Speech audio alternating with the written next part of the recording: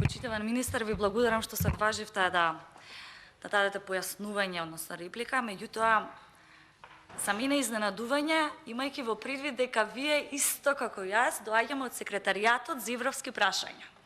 И во текот на сите овие дискусии, кога ги слушав колегите во однос на аплицирањето, добро гледам дека имате наспевка, затоа што знаете каде ќе биде мојата реплика. И тоа како ни е познато, кога станува збор за фондовите на Европската Унија, како и финансиските инструменти на Европската Унија, кои се критериумите, но уште повеќе, кои се капацитетите на општините за да аплицираат. Затоа ќе ве замолам, барем да ја задржиме пристојноста во однос на дискусијата. Ја разбирам некој кој што нема или не е запознаен во однос на процесот на подготвување, програмирање, аплицирање, имплементација на проектите, да излезе и да ги наброи фондовите. Меѓутоа, во однос на барем нашето професионално искуство, најдобро знаеме дека секретаријатот за европски прашања, кој што е еден од главните координатори за европската помош во Македонија, истата потоа е распределена и по министерствата во зависност од компонентите и така натака, прилично ни е јасно, не само како е капацитетот на локалната самоуправа, тие немаат вина, прво да се разбереме.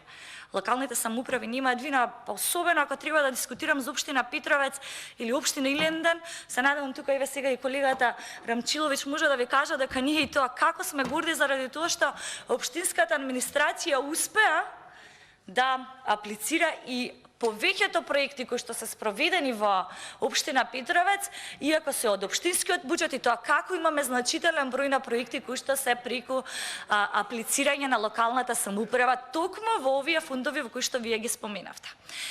Во однос на капацитетите, колеги, повторно овдека голем дел од вас, навистина се воздржувам да ги коментирам, но кога излегувате и ги споделувате информациите, најверојатно тоа е теза дека ако не е буџетот, тогаш имате фондови како локална самоуправа. Работев на 11 години во секретаријатот за европски прашања, за да ги зајакнеме капацитетите на администрацијата на централно ниво и на локално ниво. Верувајте, тоа е долгорочен процес, каде што и тоа не е така одедноставно. Особено треба да знаете дека во голем дел од општините за аплицирање на даден проект е потребно и кофинансирање, кое што за жал голем дел од помалите, односно руралните општини, за жал и не го поседуваат. За среќа, повторно тоа го кажав и на почетокот, општина Петровец, ја споменав и Илинден, имаат административен капацитет, имаат капацитет и тоа го демонстрираа во бројни проекти. И навистина, еве, ве поканувам министер, можете, вие знаете, визибилноста треба да биде присутна при секој проект кога се добива била каква финансиска помош од било кој од фондовите кои што ги споменавте.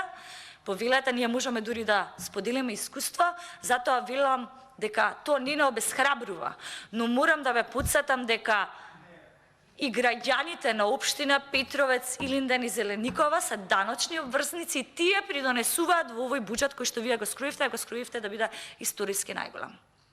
А при тоа, во два ребаланси, во два буџета, 0 денар. Затоа ве замолувам, верувам дека во остатокот од амандманите ќе има попозитивен исход и во односно овие населени места. Ви благодарам.